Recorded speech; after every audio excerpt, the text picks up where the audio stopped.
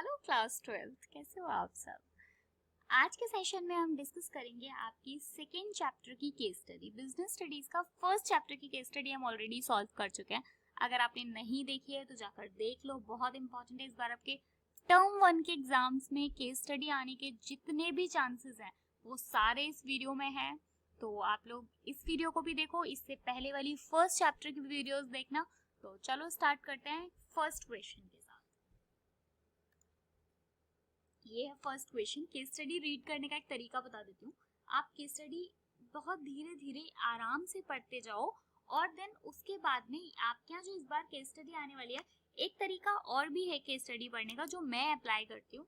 सबसे पहले आपको ये जो नीचे क्वेश्चन, सबसे नीचे क्वेश्चन दिया होता है, आप चाहो तो पहले क्वेश्चन पढ़ सकते हो जिससे आपको ये पता रहे कि आपको फाइंड आउट क्या करना है, आपको ढूंढना क्या है। जैसे इस केस स्टडी में अगर आप देखेंगे तो नीचे लिखा हुआ है identify and explain any two techniques of significant scientific management used by Sandhya to solve the problem। इसने इस पूरी, अभी पढ़ा नहीं है हमने, हमें नहीं पता कि क्या दिया हुआ है, लेकिन इसने कोई दो ऐसी साइंटिफिक मैनेजमेंट टेक्निक्स का यूज किया गया है जो कि कोई संध्या है जिसने अपनी प्रॉब्लम्स को सॉल्व करने के लिए उनका यूज किया गया है।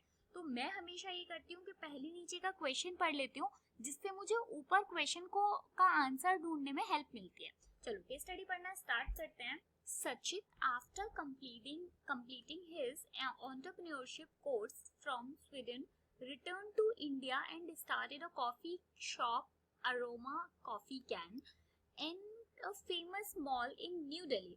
सचित अपना एक कोर्स कंप्लीट किया है एंटरप्रेन्योरशिप का जो कि स्वीडन से किया है। देन उसके बाद वो वापस इंडिया आया और उसने अपना बिजनेस स्टार्ट किया है।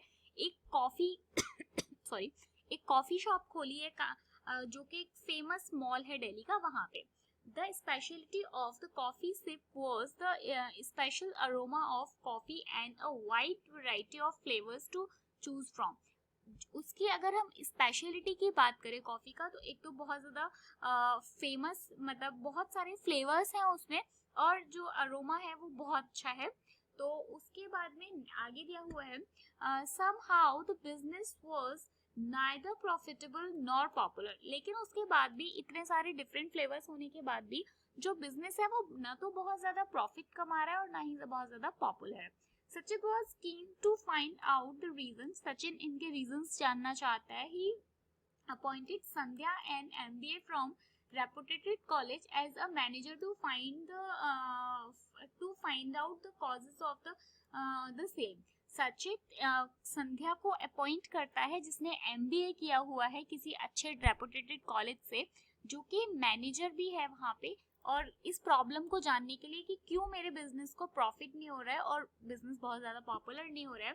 Sandhya took feedback from the clients and find out that through they love the special unique aroma of coffee but were not happy with the long waiting time being taken a process of the order। वो संध्या एक अपने customer से feedback लेती है तो उसे पता चलता है कि लोगों को जो कॉफी का यूनिक तरीका है वो तो उसे बहुत पसंद कर रहे हैं, but the main problem is कि जो कॉफी के डिलीवर होने में टाइम लगता है वो बहुत ज्यादा लगता है, इसलिए लोग इस प्रोसेस से बहुत ज्यादा खुश नहीं है।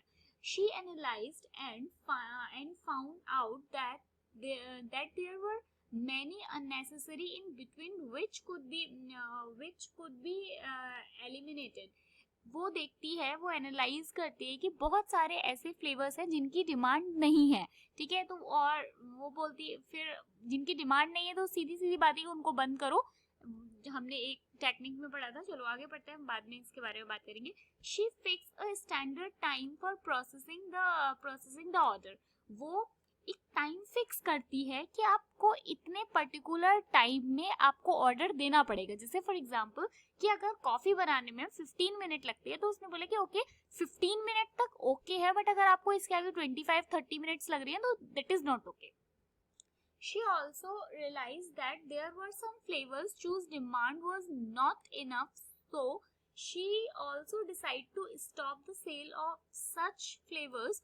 वो देखती है कि कुछ फ्लेवर्स हैं जिनकी बिल्कुल भी डिमांड नहीं है, कस्टमर्स उनको बिल्कुल पसंद नहीं कर रहे, तो वो क्या बोलती है कि उन फ्लेवर्स की सप्लाई को रोक दिया जाए। जिन फ्लेवर्स की बहुत ज्यादा डिमांड ही नहीं है उनको रोक देना चाहिए। As a result, within a short period, Sandhya was able to attract the customer. अगर वो ये सारी चीजें जब अप्लाई कर रही है तो बहुत थोड़े टाइम में ये देखने को मिल रहा है कि जो कस्टमर्स हैं वो बहुत ज्यादा सेटिस्फाइड है और वो उनको अट्रैक्ट करने में सक्सेस हो जाती है. ठीक है, तो अब हमें इसमें क्या बताना था, हमें इसमें ये बताना था कि इसमें कौन सी साइंटिफिक टेक्निक्स का यूज किया गया है, मैनेजमेंट की कौन सी साइंटिफिक टेक्निक्स है जिनका यूज किया गया है.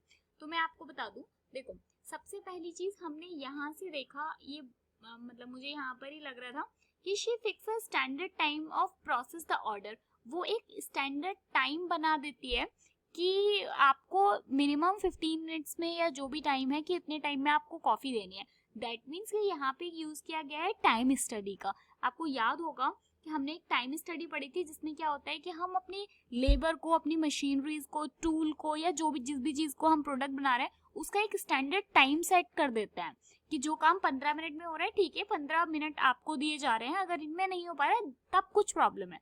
तो एक तो टाइम स्टडी का यूज किया है. दूसरी चीज हमने पढ़ा था मोशन स्टडी. अगर आपको याद होगा तो मोशन स्टडी क्या है, ये मूवमेंट देखती है, movement of limbs of a workers while doing a particular task. आपको एक पर्टिकुलर टास्क करने में एक पर्टिकुलर मतलब जो मूवमेंट होता है ये उसको देखती है. तो मतलब दो स्टडीज का यूज किया गया, कौन सा, टाइम स्टडी और मोशन स्टडी. चलो नेक्स्ट क्वेश्चन की साइड पढ़ रहे हैं.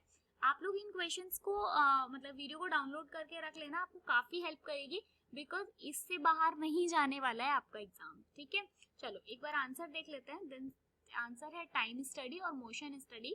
आप देख लो यहाँ पे, it not only help to reduce inventories but also save cost and labour. ये केवल टाइम को कम नहीं किया है, इसने साथ में क्या किया है कि आपकी कॉस्ट को भी कम किया है, मशीनरी और टूल्स का अच्छे से यूज किया गया है. और दूसरा है मोशन स्टडी. चलो मैं नेक्स्ट क्वेश्चन की साइड बढ़ रही हूँ. नेक्स्ट क्वेश्चन पढ़ना स्टार्ट करते हैं. अगेन मैं आपको यही बोलूंगी, पहले नीचे वाले क्वेश्चंस पढ़ लेते हैं एक बार. Identify the principle of management applied for the success of the programme. आपको इस प्रोग्राम में किसी प्रिंसिपल ऑफ मैनेजमेंट का यूज किया गया है, हमें वो ढूंढना है कि कौन से प्रिंसिपल ऑफ मैनेजमेंट का यूज किया गया है इस पूरे पैराग्राफ, मतलब इस पूरे प्रोग्राम को सक्सेस होने में.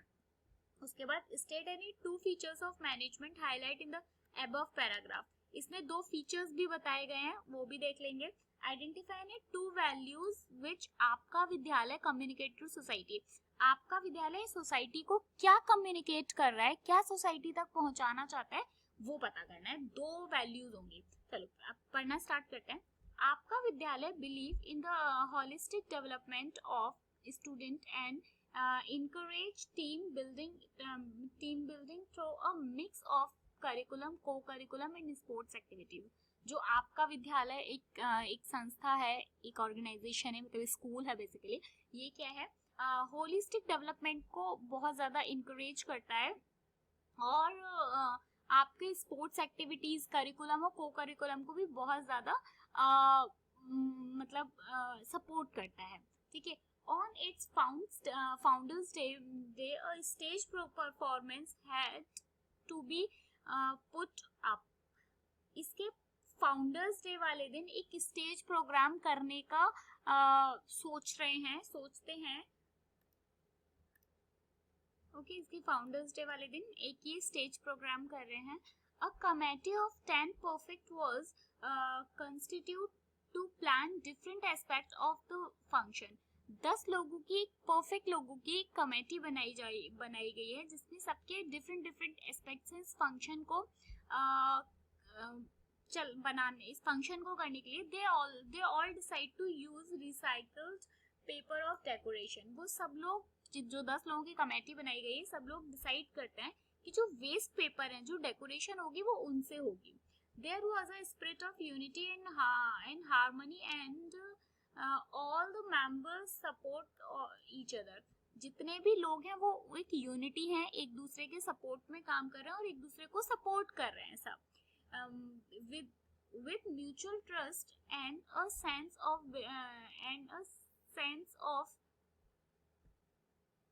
belonging, the program was systematically planned and executed. मतलब जो उनका आपस में म्यूचुअली ट्रस्ट है एक दूसरे के ऊपर, वो म्यूचुअली एक दूसरे की बात मान रहे हैं, और जो प्रोग्राम है वो बहुत ही सिस्टमेटिकली तरीके से प्लान किया गया है, बहुत ही अच्छे तरीके से एग्जीक्यूट हो रहा है. Kartik one of the perfect realized that the group had unknowing applied one of the principle of the management which planning and executing the program. जो कार्तिक है वो इस सब से बहुत ज्यादा काफी ज्यादा उसको अच्छा लगता है ये सब देख के, तो वो बोलता है कि इसमें जिस भी प्रिंसिपल ऑफ मैनेजमेंट का यूज किया गया है इस प्लानिंग को करने में, इस पूरे प्रोग्राम में, he was so inspired by the success of this function. वो बहुत ज्यादा सक्सेस इस प्लान मतलब इस प्रोग्राम की जो सक्सेस है उससे बहुत ज्यादा इंस्पायर होता है, that he asked his father to apply the same principle on in his business. वो अपने फादर को बोलता है कि जो यहाँ पे जिस प्रिंसिपल का यूज किया गया है मैनेजमेंट के, जिस प्रिंसिपल का, मैं उससे बहुत इंस्पायर हूँ, हमें भी अपने उस बिजनेस में इस प्रिंसिपल का यूज करना चाहिए. His father replied that he was already using this principle. उसके फादर उसे रिप्लाई करते हैं कि ये जिस प्रिंसिपल का यूज कर रहे हैं वो प्रिंसिपल तो हम पहले से ही यूज कर रहे हैं. ठीक है, अब हमको पता क्या करना है, principle of management applied for the success of, इसमें कौन से प्रिंसिपल ऑफ मैनेजमेंट का यूज किया गया है.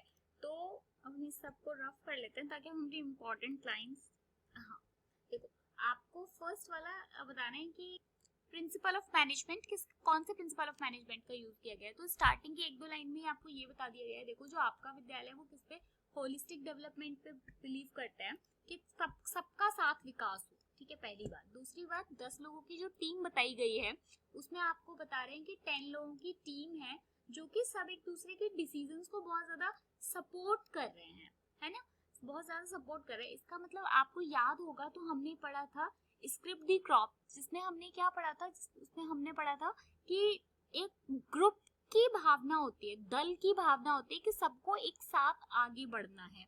तो अगर हम फर्स्ट देखें कौन सा प्रिंसिपल ऑफ मैनेजमेंट यूज किया गया है, स्क्रिप्ट दी क्रॉप्स. उसके बाद सेकंड दिया गया है state any 2 features of management highlighted in the above paragraph. दो कौन से ऐसे मैनेजमेंट के फीचर्स हैं जिनका यूज किया गया है.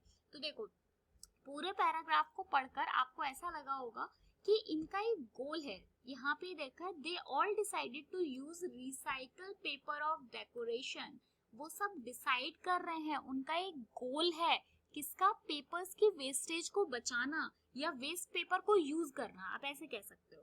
ठीक है, तो पहला तो इनको क्या है, management is a goal oriented process. तो पहला फीचर तो यही हो गया. बताने कितने हैं हमको, 2 फीचर बताने हैं.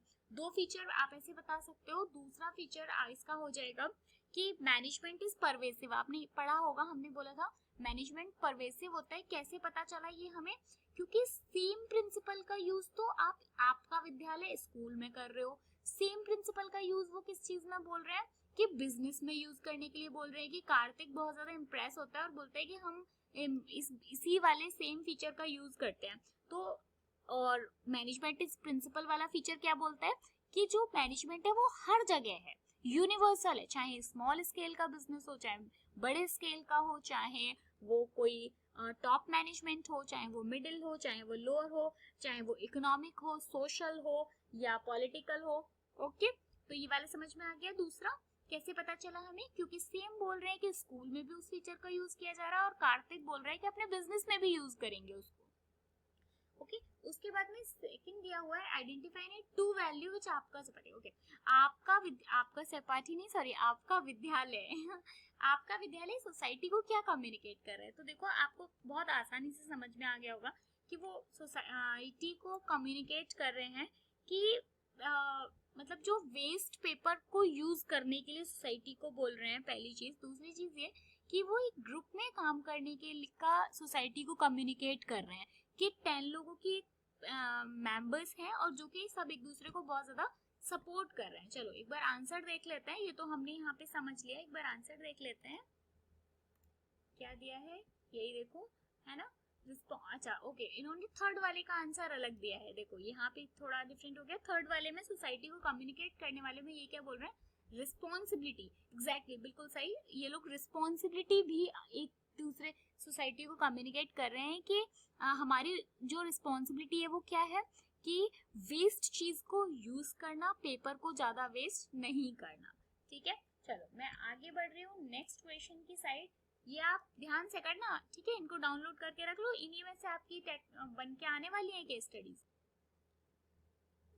हाँ, Talco Limited manufacture file and folders from old clothes to discourage the use of plastic file and folders। Okay, एक टेल्को लिमिटेड है जो कि प्लास्टिक की जो फाइल और फोल्डर्स आते हैं उनको डिस्करेज करने के लिए कपड़े से बनी हुई, पुराने कपड़े से बनी हुई जो फाइल और फोल्डर्स हैं वो मैन्युफैक्चर करते हैं। For this they employ people from nearby village where very less jobs opportunity are available। इस सब के लिए वो क्या करते हैं, आसपास के जो गांव होते हैं, एक गांव से लोगों को गांव के लोगों को जॉब दे रहे हैं जहां पर पहले से जॉब की अपॉर्चुनिटीज जो है वो बहुत ज्यादा लेस हैं, बहुत ज्यादा कम है।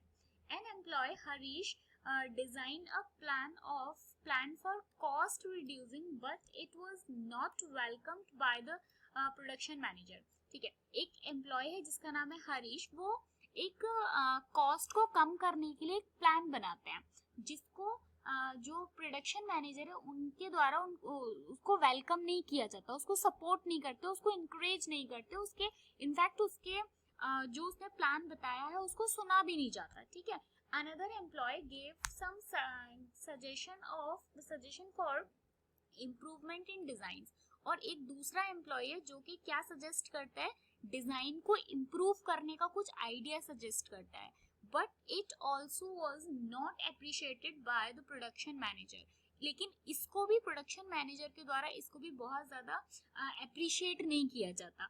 हमें आंसर क्या करना है, state the principle of management that is violated in the above paragraph. पहला, दूसरा, identify any two value that the company wants to communicate the society. मैं ये हटा देती हूँ। हाँ, अब हम मार्क कर लेंगे अच्छे से। आपसे पूछा, देखो आपको बताना है कि कौन सी प्रिंसिपल ऑफ मैनेजमेंट को इसने मतलब इस पैराग्राफ में उसका यूज नहीं किया जा रहा है, कौन से किसको इसमें अवॉइड किया जा रहा है। तो अगर हम देखें तो सबसे पहली बात में आपको ये बता दिया गया है कि एम्प्लॉय अपने सजेशंस दे रहे हैं अपने डिजाइन को चेंज करने के लिए, एक एम्प्लॉय ने सजेस्ट किया है, दूसरे एम्प्लॉय ने आपको कॉस्ट कम करने के लिए सजेस्ट किया है, बट आपके को ध्यान नहीं दिया जा रहा है। तो हमने पढ़ा था यहाँ पे सेल्फ मोटिवेशन वाला, जिसमें क्या होता है कि जब आप किसी को अपने किसी एम्प्लॉय को थोड़ा भी इंकरेज करते हो तो क्या है, सेल्फ मोटिवेटेड रहता है। तो पहली चीज कि आप उसको सेल्फ मोटिवेटेड होने का मौका नहीं दे रहे हो। ठीक है, दूसरा, identify two values that the company want to. Okay, company society को क्या कम्युनिकेट कर रहे हैं, तो आप देखोगे कंपनी सोसाइटी को दो बहुत अच्छी चीजें कम्युनिकेट कर रही है। पहला, कंसर्न फॉर एनवायरनमेंट। क्यों? क्योंकि वो क्या कर रही है, प्लास्टिक को रोककर, आपको फर्स्ट उसमें दे दिया है कि प्लास्टिक को अवॉइड करके पुराना जो कपड़ा होता है, क्लॉथ होता है, उससे आप क्या बना रहे हो, फाइल्स बना रहे हो, फोल्डर्स बना रहे हो। तो एनवायरनमेंट हेल्थ, मतलब आपका जो एनवायरनमेंट है उसके लिए कंसर्न को ये दे रहे हो। दूसरी चीज, प्रोवाइडिंग जॉब अपॉर्चुनिटीज, वो ऐसे गांव के लोगों से काम करा रहे हैं जिस गांव में जॉब अपॉर्चुनिटीज ही नहीं है ना। तो ये दो हो गया। चलो एक बार आंसर की साइड बढ़ लेते हैं, देख लेते हैं। फर्स्ट में दिया गया है आपको the principle of management that has been violated in the above case in initiative. Initiative means taking the first step with self motivation. बिल्कुल ठीक है। दूसरे में आपको कंसर्न फॉर एनवायरनमेंट और प्रोवाइडिंग जॉब अपॉर्चुनिटी। अच्छा, मैं एक चीज बता दूं आपको कि आप एक्सप्लेनेशन तभी लिखना जब आपसे एक्सप्लेनेशन मांगा जाए, अदरवाइज आप एक्सप्लेनेशन मत लिखना। लेकिन इस बार आपके सिलेबस में है कि आपसे एक्सप्लेनेशन मांगा जाएगा। चलो नेक्स्ट क्वेश्चन की साइड बढ़ते हैं। Pawan is working as a production manager in CFL limited. Pawan जो है वो काम कर रहा है कहाँ पे, प्रोडक्शन मैनेजर है वो CFL लिमिटेड में, विच मैन्युफैक्चर्ड CFL बल्ब्स, जो कि क्या बनाते हैं, CFL बल्ब्स बनाते हैं। There is no class conflict between the management and workers. वहां पे मैनेजमेंट और वर्कर्स के बीच में कोई कॉन्फ्लिक्ट्स नहीं है, मतलब कोई उनमें कोई भेदभाव नहीं किया जाता। ठीक है, मतलब एवरीबडी इज सेम। आगे दिया हुआ है the working conditions are very good वहाँ की जो वर्किंग कंडीशंस है वो बहुत ज्यादा अच्छी है। The company is earning huge profit, company क्या है बहुत ज्यादा बढ़िया प्रॉफिट कमा रही है, बढ़िया कंपनी चल रही है। As a policy the management share the profit earn with the workers because they believe in the prosperity of the employees. ठीक है, उनकी पॉलिसी के हिसाब से मैनेजमेंट जो है वो वर्कर्स के साथ अपना प्रॉफिट शेयर करते हैं। ठीक है, क्योंकि वो प्रोस्पेरिटी, एम्प्लॉइज की प्रोस्पेरिटी में बिलीव करते हैं। हमें बताना क्या है, state the principle of management describe in the above paragraph. आपको यहाँ कौन सा पैराग्राफ मतलब प्रिंसिपल ऑफ मैनेजमेंट का यूज किया गया है ये बताना है। Identify and two values which the company wants to communicate the society, company society को क्या कम्युनिकेट करे ये बता रहे। अच्छा, मैं एक चीज बता दूं आपको, मैंने स्टार्टिंग में आपको ये बोला था कि पहले क्वेश्चंस पढ़ो बाद में आप पैराग्राफ पढ़ना। वो मैंने इसलिए बोला था क्योंकि वो पैराग्राफ्स बड़े थे। अब मुझे यहाँ पे दिख रहा है कि 4 लाइन का पैराग्राफ है, तो हम पहले पैराग्राफ पढ़ें उसके बाद में क्वेश्चन पढ़ें, या पहले क्वेश्चन पढ़ें बाद में, क्योंकि हम क्वेश्चन भूलने नहीं वाले हैं। बट जहाँ बड़े बड़े पैराग्राफ्स होते हैं हम ये भूल जाते हैं कि हमें क्या फाइंड आउट करना था, इसलिए हम पहले क्वेश्चन पढ़ लेते हैं। होप आपको ये डिफरेंस समझ में आ रहा होगा, मतलब ऐसा कोई हार्ड एंड फास्ट नहीं कि आपको पहले क्वेश्चन पढ़ना है, जस्ट मैंने आपको सजेस्ट किया कि मैं ऐसे करती हूँ। चलो, तो हम इसमें अपना आंसर ढूंढते हैं। मैं ये रफ कर देती हूँ। देखो, तो अगर हम प्रिंसिपल ऑफ मैनेजमेंट की बात करें तो कौन सा प्रिंसिपल ऑफ मैनेजमेंट जिसका यूज किया जा रहा है, तो आपको इस पूरे को पढ़ के ही समझ में आ रहा होगा कि टेलर ने एक प्रिंसिपल दिया था, मिस्टर टेलर ने एक प्रिंसिपल दिया था, हार्मनी नॉट डिस्कॉर्ड। ठीक है, इसमें उसी का यूज किया जा रहा है। कैसे पता चल रहा है हमको, पूरे उसमें आपको सबसे पहले स्टार्टिंग में ये दे दिया गया है, there is no class conflict between the management and workers. कोई क्लास कॉन्फ्लिक्ट्स नहीं है, ना कोई जूनियर सीनियर, या फिर ऐसा नहीं कि किसी को कास्ट के बेसिस पे या किसी को किसी और तरीके से कोई डिफरेंस नहीं है, पहली चीज। दूसरी चीज कि ऐसा नहीं है, मतलब जो वर्कर्स हैं वो अपनी परफॉर्मेंस अपने जो मैनेजमेंट है उनके साथ शेयर कर रहा है, और मैनेजमेंट जो है वो क्या शेयर कर रहा है उनके साथ में, अपना प्रॉफिट शेयर कर रहा है अपने वर्कर्स के साथ में। तो हम यहाँ पे किसका यूज कर रहे हैं, हार्मनी नॉट डिस्कॉर्ड का, जो कि टेलर का दिया हुआ एक प्रिंसिपल है। दूसरा क्वेश्चन में आपसे पूछ रहे हैं, 2 वैल्यूज बतानी है आपको जो सोसाइटी जो कंपनी कम्युनिकेट कर रही है सोसाइटी के साथ। तो आप देखोगे पहली चीज तो वो क्या, शेयरिंग कम्युनिकेट कर रही है। क्यों, वो उनको सैलरी नहीं दे रही है, केवल सैलरी नहीं दे रही है, वो पूरा प्रॉफिट अपने एम्प्लॉयज के साथ शेयर कर रही है। दूसरी चीज यहाँ पे बताया गया है कि वो प्रोस्पेरिटी में बिलीव रखते हैं, उनको लगता है कि सफलता जो है वो सबकी वजह से है, ऐसा नहीं कि केवल टॉप मैनेजमेंट की वजह से सफलता है, जो वर्कर्स हैं उनकी वजह से भी सफलता है। ठीक है, चलो आंसर की साइड बढ़ते हैं, एक बार आंसर देख लेते हैं। हाँ, देखो यहाँ पे क्या दिया हुआ है, the principle of management described in the above paragraph is harmony not Discord. बच्चों यहाँ से यहाँ तक का जो है ये मैंने सिर्फ एक्सप्लेनेशन लिखा है, अगर आपसे मांगे तो आप देना, अदरवाइज मैंने आपको समझा दिया है कि टेलर ने एक प्रिंसिपल दिया था जिसमें ये चीज बताई गई है कि वर्कर्स अपनी सफलता, अपना काम अपने अपने जो टॉप मैनेजमेंट है उनके साथ शेयर करते हैं, और वो अपने प्रॉफिट अपने एम्प्लॉयज के साथ शेयर करते हैं। उसके बाद सेकंड वैल्यू, आप प्रोस्पेरिटी और शेयरिंग कम्युनिकेट कर रहे हो। चलो नेक्स्ट क्वेश्चन की साइड बढ़ते हैं। क्या है question number 5, the principle of Taylor and Fayol are mutually complementary. One believes that management should share the gains with the workers, while the other suggests that employees' compensation should depend on the earning capacity of the company and should give them a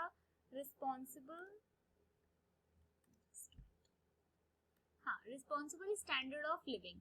आपको क्या बता रहे हैं कि दो Taylor और Fayol के principles हैं जो कि एक दूसरे के म्यूचुअली कॉम्प्लीमेंट्री है। ठीक है, एक का जहाँ पे बिलीव, जहाँ पे मानना ये है कि अपने एम्प्लॉयज के साथ शेयर करना चाहिए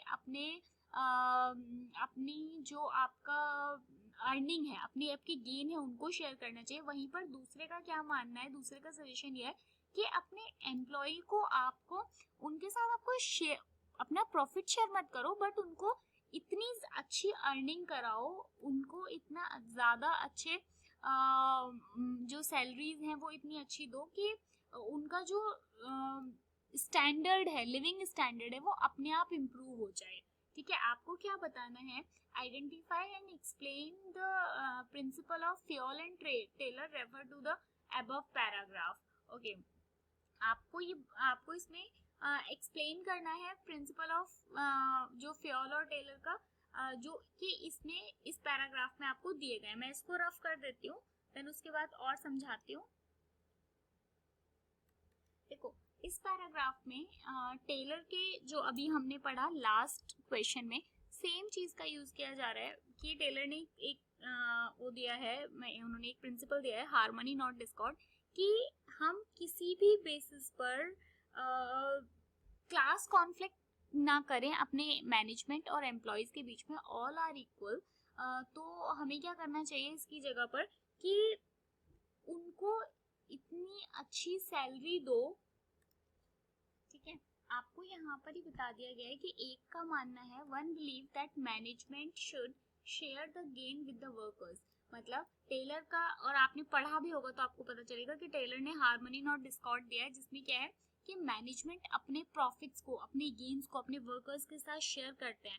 कोई क्लास कॉन्फ्लिक्ट नहीं होता, कोई मतलब कोई ऐसा नहीं है कि कोई बहुत सुप्रीम है, ठीक है, सब इक्वल है।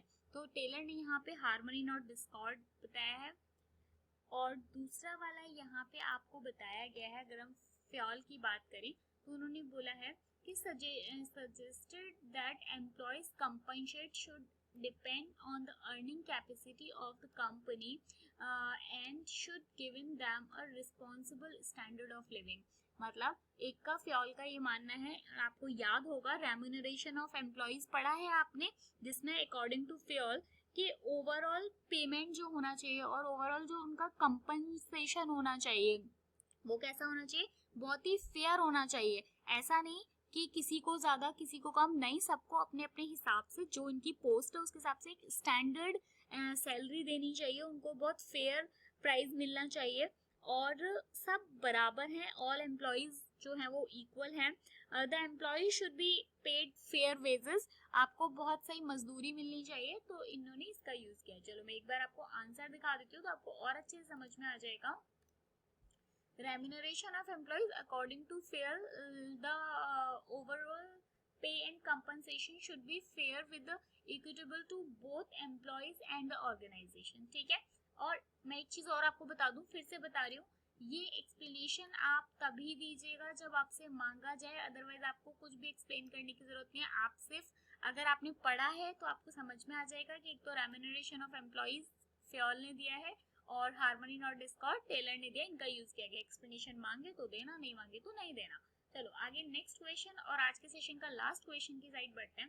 Nikita and Salman completed their MBA and started working in a multinational company at the same level। Nikita और सलमान ने सेम स्कूल मतलब कॉलेज से MBA किया है और जो कि अब दोनों साथ में एक ही पोस्ट पर मल्टीनेशनल कंपनी में काम कर रहे हैं। both of them worked hard and were happy with their employers। दोनों बहुत अच्छी मेहनत कर रहे हैं और दोनों अपने अपने एम्प्लॉयर से बहुत ज्यादा खुश है, अपने अपने काम से बहुत ज्यादा खुश है। Salman had the habit of backbiting and wrong reporting about his colleagues to impress his boss। Salman की एक आदत है कि वो अपने जो कॉलीग्स हैं, जो लोग साथ में काम करते हैं, उनके पीठ पीछे बात करता है और उनकी गलत रिपोर्ट्स देता है अपने जो बॉसेस हैं उनको इम्प्रेस करने के लिए। All the employees in the organisation knew about it. जो जितने भी एम्प्लॉयज वहाँ पे काम करते हैं, सलमान की इस आदत को सब जानते हैं, सबको पता है। At the time of performance appraisal, the performance of Nikita was judged to be better than Salman. जब अप्रेजल का टाइम आता है, मतलब जब आपको प्रमोट किया जाएगा आगे किसी अच्छी पोस्ट के लिए, तो क्या होता है कि जो निकिता की परफॉर्मेंस है उसको ज्यादा अच्छा, ज्यादा बेटर जज किया जाता है सलमान की परफॉर्मेंस से। Even then their bosses Mohammad Sharif decided to promote Salman starting. accepting that being a female, Nikita would not be able to handle the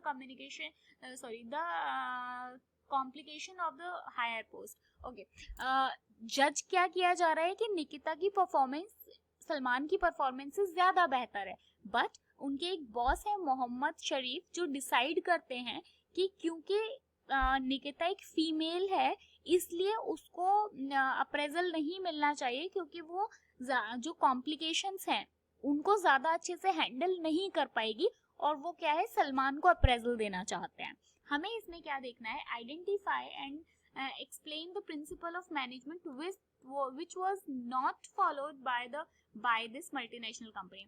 ऐसा कौन सा प्रिंसिपल ऑफ मैनेजमेंट है जो ये कंपनी यूज नहीं कर रही है, पहला. दूसरा, identify the value which are being ignored line from the above paragraph. Okay, कौन सी ऐसा मतलब इसमें क्या ऐसा दिया गया है जिसको क्या है जो कंपनी है वो इग्नोर कर रही है. होप आपको पूरी केस स्टडी समझ में आ गई होगी. मैं इसको रफ कर देती हूँ. अब हम बात करते हैं आंसर की. देखो, अगर हम बात करें फर्स्ट क्वेश्चन की कि मैनेजमेंट मतलब कौन सा प्रिंसिपल ऑफ मैनेजमेंट का यूज नहीं किया जा रहा है, तो आपने एक प्रिंसिपल पढ़ा है जिसमें हम पढ़ते हैं कि मतलब प्रिंसिपल ऑफ इक्वलिटी कि सब इक्वल हैं, तो इसमें उसका तो यूज नहीं किया जा रहा है क्योंकि बोल दिया है कि वो तो एक फीमेल है इसलिए वो अच्छे से हैंडल नहीं कर पाएगी, तो प्रिंसिपल ऑफ इक्वलिटी का यूज नहीं किया जा रहा है. सेकेंड क्वेश्चन जो कि किसको इग्नोर किया जा रहा है, तो आप देखोगे पहली चीज तो इसने ऑनेस्टी को इग्नोर किया जा रहा है, क्योंकि ये जानते हुए भी कि वो रॉन्ग रिपोर्टिंग कर रहा है. ठीक है, जो सलमान है वो अपने कॉलीग्स की रॉन्ग रिपोर्टिंग कर रहा है, तो इसका मतलब वो अपने कॉलीग्स के लिए ऑनेस्ट नहीं है, ईमानदार नहीं है, पहली चीज. दूसरी चीज अगर हम देखें तो इसमें जस्टिस को भी इग्नोर किया जा रहा है, बिकॉज जब अप्रेजल की बात आती है, the performance of Nikita was जज to be better than Salman. पता है सबको कि निकिता की परफॉर्मेंस सलमान से बेटर है, बट उसके बाद भी जो अप्रेजल है वो किसको मिल रहा है, सलमान को मिल रहा है, तो इसका यूज किया जा रहा है. ठीक है, तो अब हम आंसर एक बार देख लेते हैं. देखो क्या दिया हुआ है यहाँ पे, तो multinational company didn't follow the principle of equity. बिल्कुल इक्वालिटी जो प्रिंसिपल पढ़ा है हमने उसका यूज नहीं किया जा रहा है. यहाँ पे आपसे अगर एक्सप्लेनेशन मांगा जाए तो आप एक्सप्लेन कर देना कि हमने पढ़ा है कि आप जेंडर के बेस पे, कास्ट के बेस पे किसी में भी डिफरेंसेस नहीं कर सकते, बट यहाँ पे वो किया जा रहा है. दूसरी चीज, कौन सी ऐसी दो वैल्यूज हैं जिनको यहाँ पे इग्नोर किया जा रहा है, तो फर्स्ट है ऑनेस्टी और सेकंड है जस्टिस. होप आपको आज का सेशन पसंद आया होगा बच्चों. मतलब मैं आपको बोल रही हूँ कि आप लोग प्लीज इन वाले क्वेश्चंस को बिल्कुल भी अवॉइड मत करना. ये केस स्टडी आपकी जरूर आएंगी और आपको डेली दिन में मतलब आप और ज्यादा वीडियोस मिल जाया करेंगी. ठीक है, तो एक एक चैप्टर को करते जाओ, केस स्टडी खत्म करते जाओ और अच्छे से अच्छे मार्क्स लेकर आओ. चलो मिलेंगे नेक्स्ट वीडियो में. कल हम नेक्स्ट चैप्टर सॉल्व करेंगे, लेकिन एक बात और बोलूंगी, अगर अभी तक चैनल सब्सक्राइब नहीं किया है तो सब्सक्राइब करके बेल आइकन को प्रेस कर लो प्लीज, क्योंकि फिर आप लोग मुझे बोलते हो कि दीदी वीडियोस नहीं आ रही है, जबकि मैं कितनी बार बताऊं आपको कि डेली वीडियोस आती है, बट क्योंकि आपने अगर चैनल सब्सक्राइब नहीं किया भी है और बेल आइकन प्रेस नहीं किया तो भी आपको नोटिफिकेशन नहीं मिलेगा. ठीक है, चलो bye bye, all the best for your exams. कोई भी डाउट हो आपके तो आप मुझे बता सकते हो. ठीक है, हम डिस्कस कर लेंगे. Bye bye.